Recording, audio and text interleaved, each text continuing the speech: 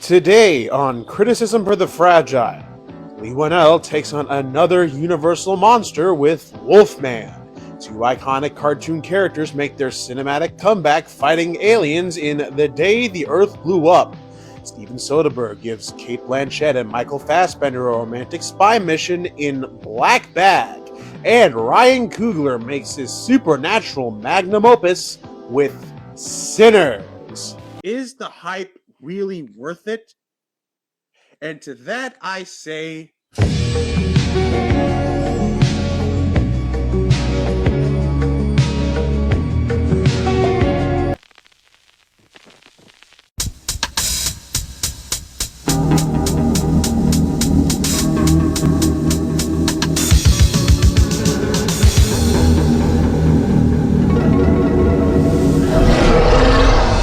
run.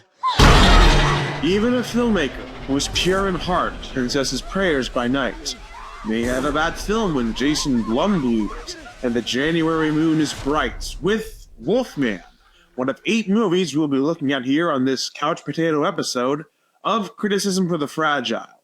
I am your host, an average Universal Monster stan, Rishi Senyal, director, writer, editor, Emerson College graduate, and absolute cinephile who's willing to share my experiences with the most thoughtful understanding.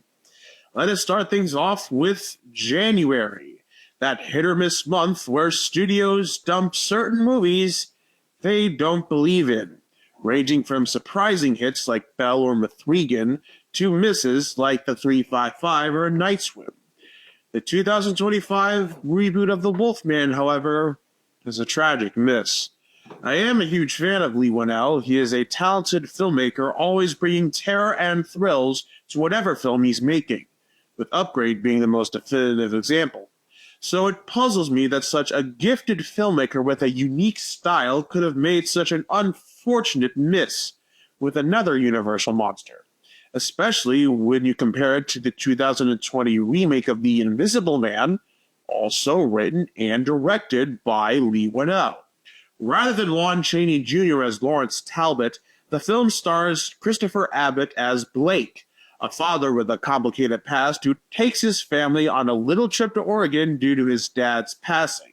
Suddenly, things go from bad to worse when a wolfman literally takes things off course.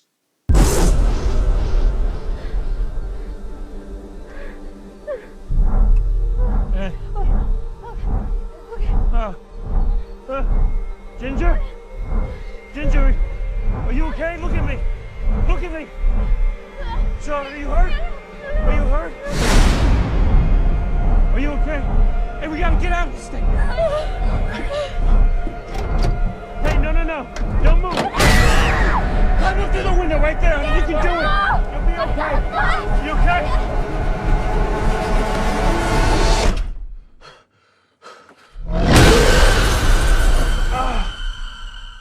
That scene is quite ambitious and adds a little bit of Jurassic Park into the mix. Unfortunately, Blake gets scratched by the beast, leading to a bunch of crazy ideas involving a slow, painful transformation from the perspective of the infected.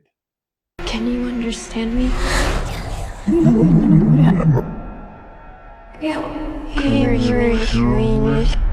You're scaring me. After upgrading The Invisible Man, I was excited to see whatever film Lee Winnell does next.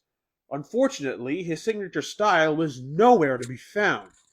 The one central thing in this film that caused it to be a failure can be attributed to one thing: production hell. I have been keeping my eyes on this project for quite some time now, in which a variety of writers, directors, and actors were attached at one point. At first it was going to be Lee Winnell, until he left the project and was taken over by director Derek Clairefonts with Ryan Gosling as the lead, before dropping out and having Lee Winnell come back as the director again. And while the credits include 2 writers, the film itself has 4. Aside from Lee Winnell and Corbett Tuck, you also have Rebecca Angelo and Lauren Schuckner. The point is, Wolfman 2025 is just like the title creature's character design. It's a being that almost resembles something familiar, but is mostly this disgusting and horrendous thing to the point of being unrecognizable even from its own wife and child. With a story that focuses on interesting ideas rather than incorporating them, characters that are painfully not fleshed out, and a bland style that seems to be a result of producers breathing down Lee Whannell's neck. Overall, as a Universal Monsters fan, this film knows how to piss you off because there are glimmers of a better version just hidden away somewhere. I think this film desperately needs to have a proper director's cut to flesh out a lot of the interesting concepts, re-edit a lot of the confusing scenes, and get rid of the god-awful 40-year time jump. But most importantly, I hope this film doesn't end Lee Whannell's filmmaking career. On the opposite side, we have Presence, the latest film from acclaimed director Steven Soderbergh of Ocean's 11 and Magic Mike fame, which takes the family moves into a haunted house film and puts it through the perspective of the ghost. Now, if you seem to notice, a lot of horror films recently seem to flip perspective to the monster, as seen with such films like In a Violent Nature and the upcoming Predator Badlands film. And honestly, I'm all down for it, especially with this scene where the perspective is from the ghost, and Soderbergh and the team did a wonderful job with that effect, using a Sony A9 III 14mm lens on a gimbal, all while walking the house in slippers. What's it like?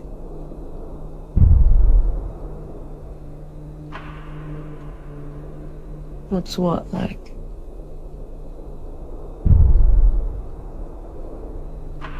I never had anybody die. Scary. And it goes on. What do you mean?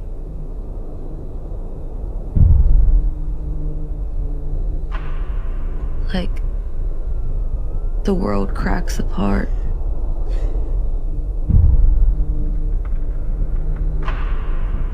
You fall into this hole.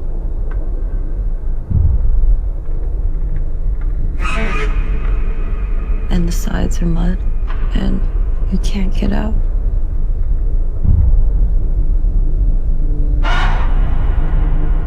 You wonder where they are. For anyone interested in this movie, please be aware that this film requires a meditative state of mind in order to watch this, because it goes into some very unexpected territory that you have to see to believe. This film overall plays a lot more like a family drama with supernatural elements rather than your average horror film. While it has some very confusing choices in terms of music or some performances, that does not stop this film from becoming a phenomenal, grounded subversion of a familiar trope. The characters are engaging, the narrative goes into some unexpected places, and the filmmakers are clearly having a lot of fun with this concept in terms of directing and cinematography, making for an engaging and meditative watch for fans of horror and the supernatural. Presence easily proves one thing about certain horror movies: the monster is always more fascinating than any of the human characters. When we return, Porky Pig and Daffy Duck fight against horrifying alien creatures in The Day the Earth Blew Up. I barely even know you! For generations, you laughed with them. You cried with them. And watched them grow. In 2025, they're coming to the big screen like never before. Despite being iconic characters alongside Mickey Mouse, Popeye, and Betty Boop, the Looney Tunes have faced a variety of cinematic struggles, which can be attributed to poor initial reception, a two-dimensional bias against animation, and issues with studio management, which is a topic for another time. However, The Day the Earth Blew Up seems to be the first new proper 2D animated film to be released in theaters that doesn't rely on continuity from a TV show and makes the Looney Tunes front and center rather than Michael Jordan, LeBron James, or Brendan Fraser. Those two characters are Daffy Duck and Porky Pig, both voiced by the incredibly gifted Eric Bauza, who get jobs at the bubblegum factory to make some good old-fashioned roof money. Push the button and pull the crank. Push the button and pull the crank. Push the button and pull the crank.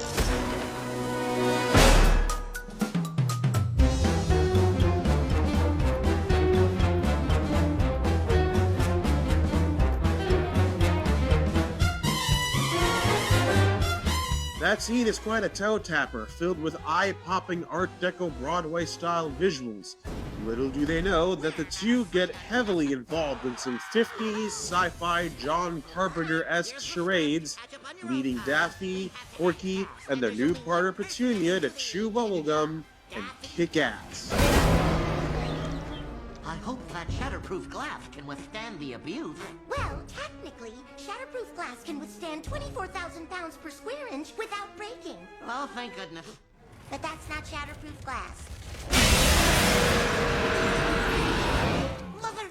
Originally a movie for HBO Max before being canceled, then released by Ketchup Entertainment, the movie itself is a testament to what the Looney Tunes and animation medium is capable of, reaching to demographics of both old and young, with all the wacky stuff for children and the intergalactic alien stuff for adults. This film is an absolute good time where it knows when to be funny, serious, and or both.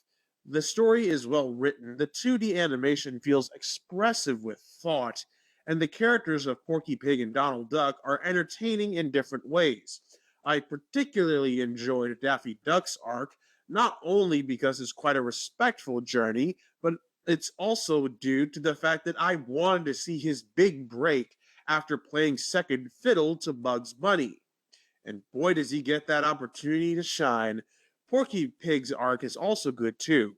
And the relationship he has with Petunia Pig is quite adorable.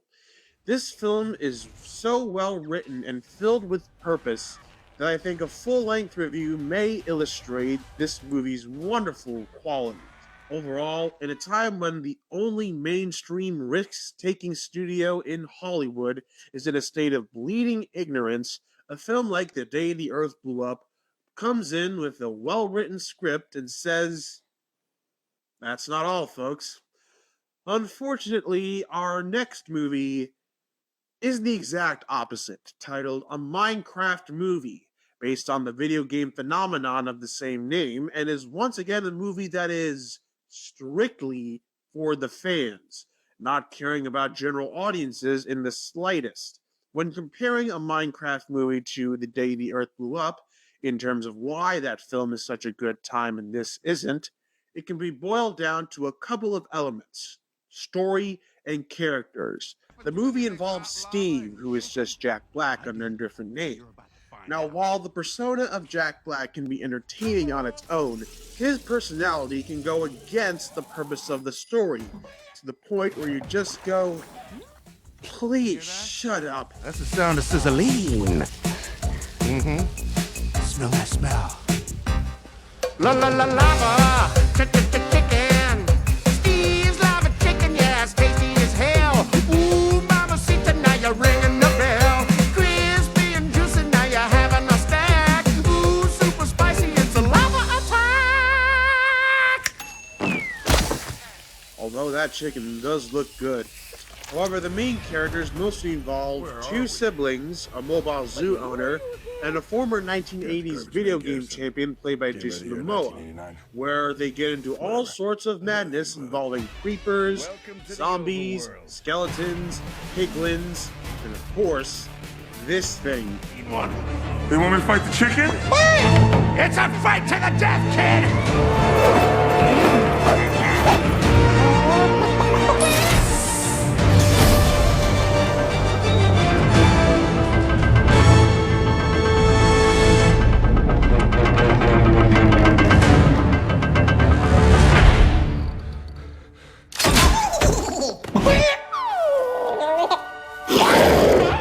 Chicken jockey!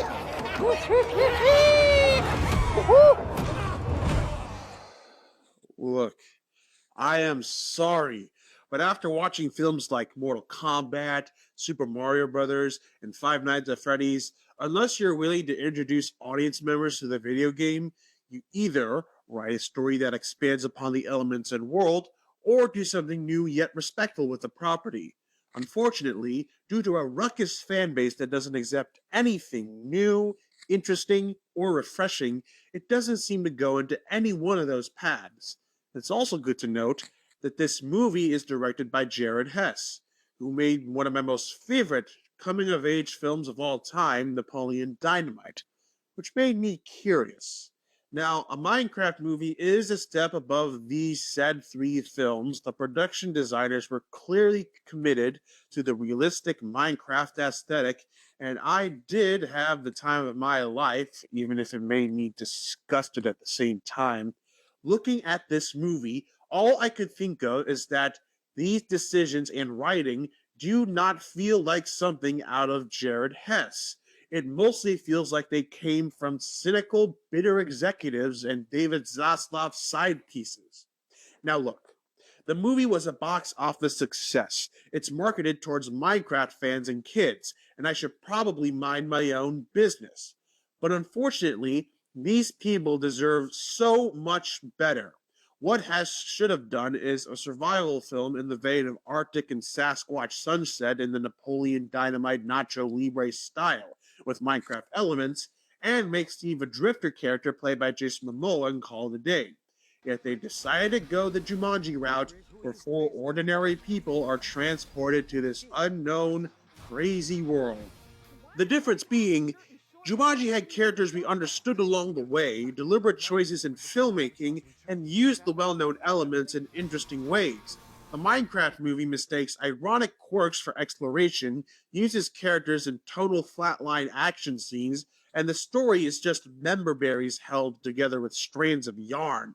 The point is that this film has a powerful message saying that to survive in this vast, unpredictable world, you have to get creative.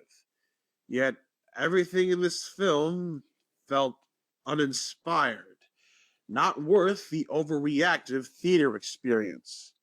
When we return, Kate Blanchett and Michael Fassbender romantically solve a Greek situation in Black Bag. Yes or no whenever possible, please. Yeah, I've been looking forward to this.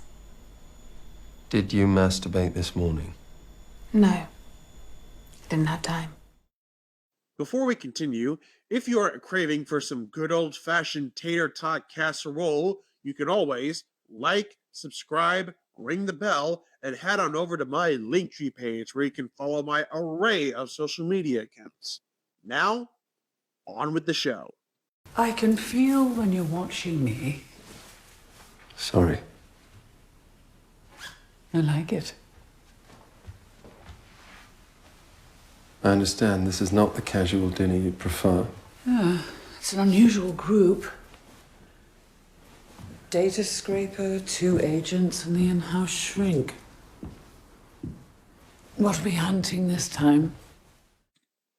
Presence isn't the only film Steven Soderbergh and screenwriter David Koepp have this year. They also have Black Bag, a romantic spy thriller that, despite being so well written and acted, seemed to be a flop at the box office, truly showing how most of these IP-driven films have taken away our patience and attention spans. The fact that so many people would go crazy over chicken jockeys rather than keep their ears open and take in every single detail in just shows how much we have failed as a society. The movie involves Michael Fassbender and Kate Blanchett, who played George Woodhouse and Catherine St. John, a spy couple part of a secret organization who occasionally invite their friends over for dinner, with one of those colleagues played by Lejeune Page. It was all fine till little Eddie Snowden decided to call everybody out, say it was a fuck-up. It shut Assad's ass right down, didn't it? How many civilians died as a result? Greater good. Yeah, I don't find amorality attractive. Then give up either your profession or your sex life. I give it 2 weeks. Optimistic. Did you get help from oversight? Nothing I couldn't handle. Oh, please, the committee fucked with Catherine exactly once. Half of them lost their assignments. Because that's what bad bitches do. George is investigating a list of suspects potentially involved in a leak of Severus, a top-secret software program code, with one of those suspects being personally familiar, creating a sense of conflict in Woodhouse's mind: his marriage or the country. You asked how it works. To be with someone in this business, this is how. You each know what you know, and you know what you'll do, and you never discuss certain things again. I watch her, I assume she watches me. If she's in trouble, even of her own making, I will do everything in my power to extricate her. No matter what that means. You understand? My God, that's so hot.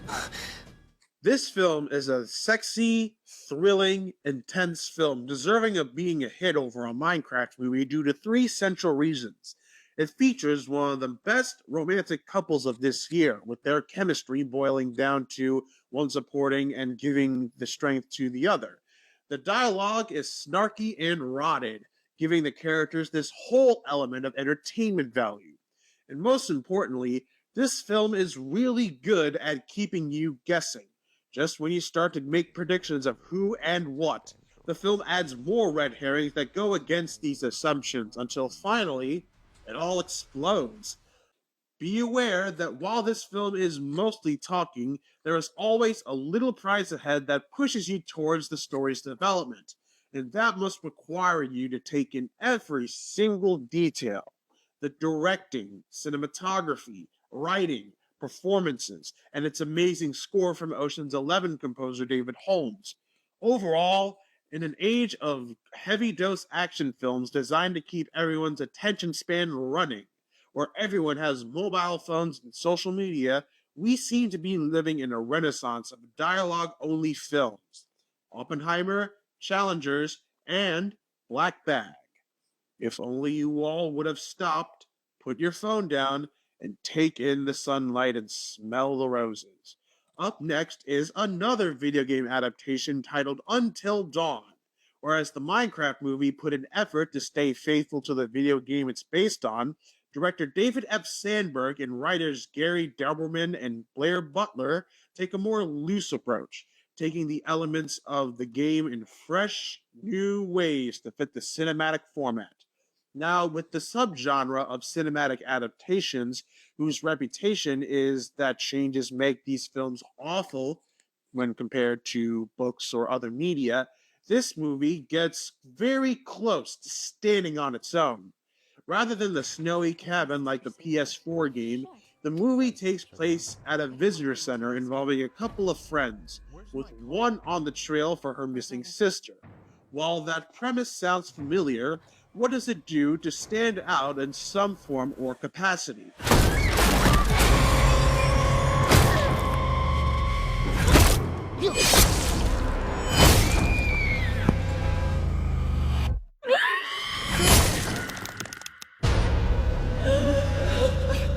What the fuck just happened?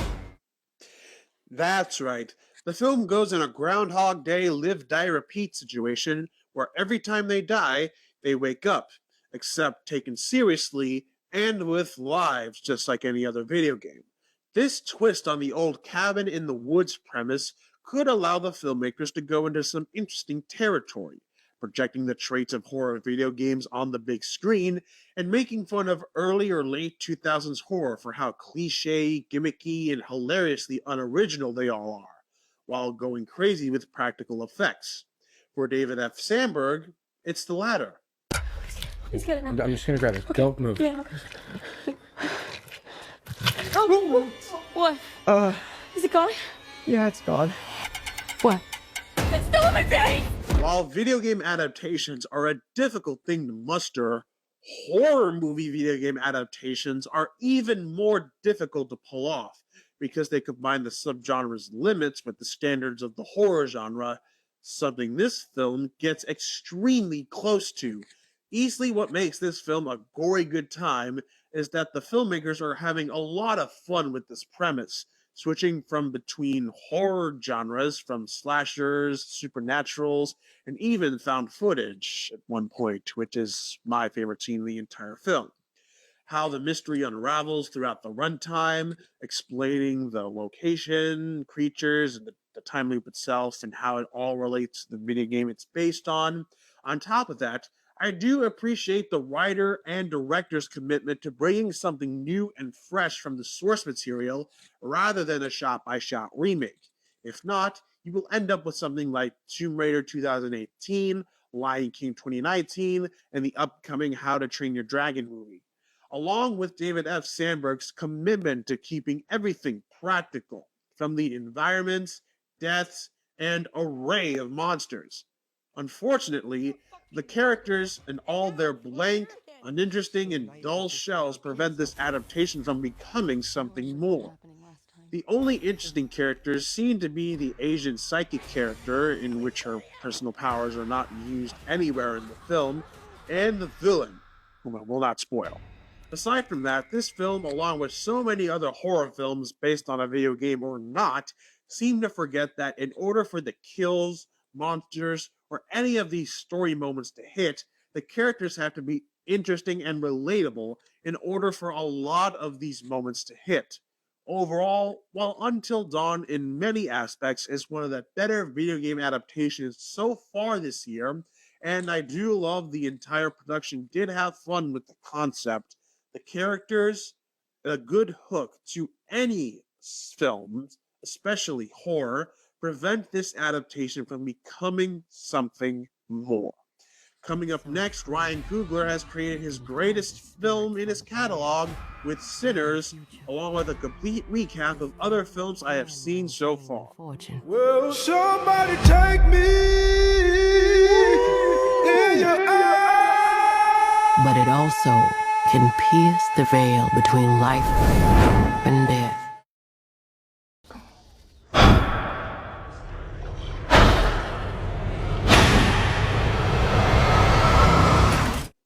Ryan Coogler has become one of the most talked about African American directors of the 21st century, having one blockbuster hit after another.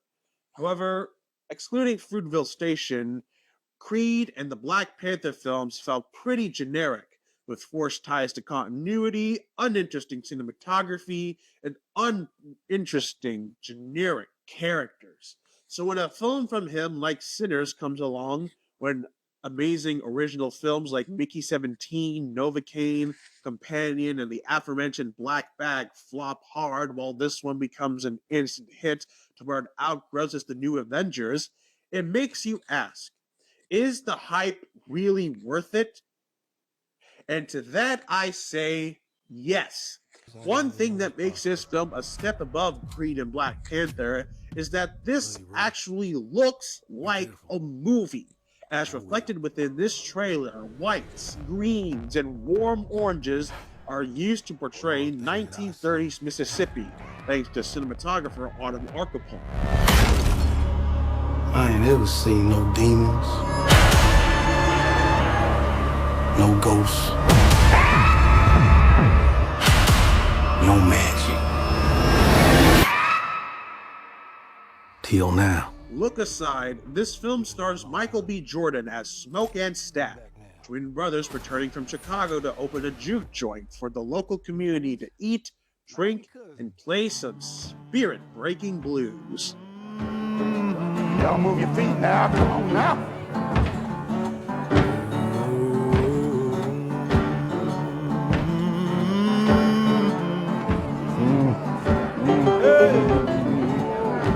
Somebody take me in your arms tonight. That's all I have to tell you about this movie, because not only is this one of Ryan Coogler's best films to date, which requires going in with little to no information, but it's also the best film to ever come out during these troubled times, thanks to a combination of memorable characters with diverse representation, Miles Caton being a personal favorite of mine, powerful yet timely themes, an amazing soundtrack from Academy Award-winning composer Ludwig Göransson, and a well-crafted story. I saw this film at AMC Lincoln Square in 70mm IMAX back in April. When that aspect ratio stretches during certain moments, combined with the visual buzzing green, takes this film from a memorable film to an absolute cinematic experience. If you can find one, that's great. If not, regular works well too. Overall, with a film that can best be described as a high-class Ernest Dickerson film, Sinners is a film with the best representation, story, soundtrack, and more that easily might be the best house party in all of cinema. Before we wrap up, I want to talk about some other films that I haven't been able to talk about that stand out in a variety of ways. Companion, from the unhinged producers of Barbarian. Well, with a tagline like that, you know things are going to get ugly, and the stuff certainly goes crazy in this film. It's best to go into this movie knowing little as possible. Just know that this movie is a love story for the ages. Speaking of crazy, Jack Quaid plays Nathan, an average Joe who can't feel pain meeting the girl of his dreams, leading to various moments where the filmmakers take advantage of this concept in a variety of gruesome and glorious ways that will make Deadpool blush, though it is not for the faint-hearted. Death of a Unicorn. This film can best be described as a comedic Lovecraftian Jurassic Park. I appreciate this film's use of old unicorn mythology to tell tales of how corporations exploit animal parts for money, even if the humor in this movie has the appeal of stale sourdough. Dogman. For a film that involves someone being half dog, part human, this film is deep and disturbing in all the right ways. To my knowledge, various fans do angsty, dramatic, and intimate stories involving the title character in Peeing the Cat. Maybe they could emphasize that nature for the sequel. Hard Eyes, a romantic comedy spin on late 90s slasher films. The film succeeds at being both horrifying and romantic due to the films taking advantage of the Valentine's Day holiday, in terms of the setting, situations, characters, etc. This film is quite perfect for holding on to your lover's tight. Mickey 17, how does one follow the success of Parasite? With a movie that is depressing, yet has a rotted sense of humor, with some political commentary that feels depressingly relevant, featuring an all-star cast and Bong Joon-ho's impeccable directing, though it sucked to see this film bomb at the box office. Warfare. You might think this film feels like your average war movie set in the Middle East, but thanks to a certain angle, this film is a frightening yet intense and upsetting experience that captures how pointless the Iraq War was. Thank you, Alex Garland and Ray Mendoza. Drop, from Blumhouse, Platinum Dunes, and the director of Happy Death Day, comes a film that is entertaining, suspenseful, and filled with personal heart, but unfortunately pales in comparison to Red Eye. Those are the films I have seen so far. I originally wanted to do every film for every month, but due to a combination of busy schedules and hefty preparations for multiple weddings, I decided it's best to talk about these movies in a new subsection. If you want to see more of these soon, or have any constructive criticism as to how this subsection can grow and change, please like the video and leave a comment down below. Thankfully, I will get working on that Romeo and Juliet review. And as always, I will see you next time. Bye-bye. Get more out of life. Go out to a movie.